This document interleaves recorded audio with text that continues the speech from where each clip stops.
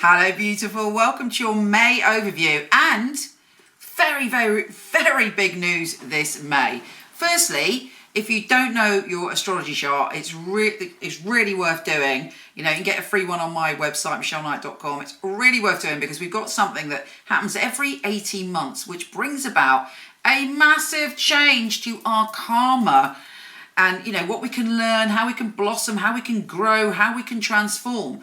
So, but you need to know where your node is. Anyway, the nodes are changing and the north node is going into Gemini and the south node is going into Sagittarius. And this is actually very important. The world is shifting away from earth energy to air energy. Everything is speeding up. Our ideas are changing. We're going through a massive shift of consciousness.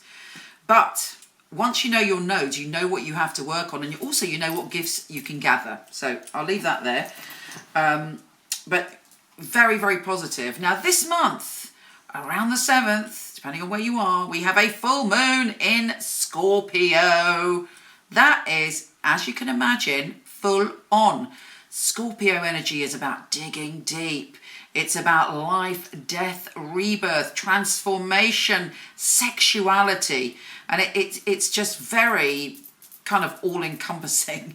And the full moon, as we know, drags feelings from our unconscious up to the surface. So if you've got some, we all got primal feelings. So whatever is primal in you that's going to be triggered by this full moon, it's going to be deep. But it gives us an opportunity.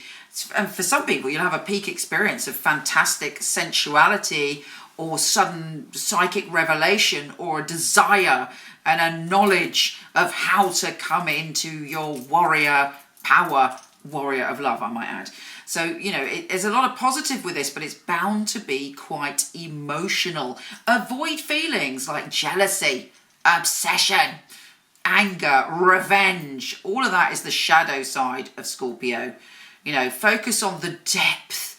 Focus on the knowing. Focus on the fact that you're a survivor, because that's the positive side of Scorpio. That and being very charismatic and very in touch with their sexuality. After that, and straight after that, actually, around the 9th, we've got Mercury trine Pluto and then Mercury trine Jupiter. And it's in Taurus and Capricorn. So there's a lot of kind of shifting our view and empowering ourselves to do things differently when it comes to our reputation, when it comes to our career, when it comes to our sense of security. And hopefully we'll feel empowered and we'll see the way forward to break through. Pluto, boom, end of the story. Jupiter, yeah, baby, the story has ended. Let's have a new beginning and let's expand.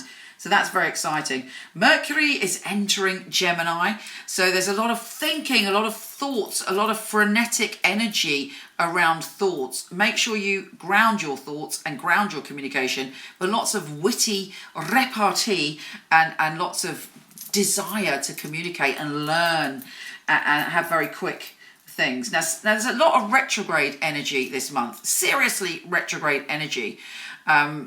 And Saturn is the first one to kick the ball off. And Saturn is obviously the Lord of transformation. And it's going retrograde pretty soon after it's just entered Aquarius. So it's like, right, let's go to the past to learn about the future. Take that as you will. What can you learn from your past about freedom, about humanitarianism, about sensing the next trend that you needed in your life? And how can you bring that in? Mars is going into Pisces. Now this is, Mars doesn't really like, it's like Mars, nah, can't handle that, because Mars is like fire and Pisces is water. So it makes us a little bit introverted, very emotional and feeling, but also quite super psychic in the moment. And particularly at any primal points, we can get instant psychic messages. But it means we might want to take some space. I mean, haven't we already had enough space? Clearly not, because Mars is going into Pisces. So, you know, it's a desire to kind of think things through and feel things. There's a lot of emotion in the air. Now, Venus, the planet of love, is going retrograde for quite some time. So we're all thinking about the past, looking at our patterns in relationships. Very good for like helping us heal our patterns in relationship, to think about the past. For some people, ex-lovers are going to pop up. Or it may be that you start sort of thinking about an ex-lover, but really it's less about that and more about the patterns our responsibility for how we go forward in our romantic relationships, our responsibility on how we can learn from our past relationships to have the best relationships now. I mean, obviously, relationships are never the best all the time. It's a beautiful work in progress.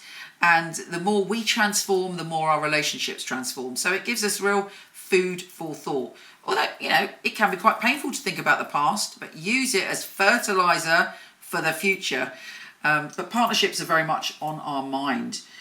Jupiter is then going retrograde, and Jupiter is in Capricorn at the moment. I mean, that Capricorn energy has caused us quite a lot of grief in the world with all this rah, rah, rah, big male rah, rah, rah, who can swing their big balls the most to create drama. So it's going retrograde, so I don't even know what that means. What do you think it means? What can Jupiter, the planet of good fortune, going backwards bring us? Let me know. Let me know in the comments.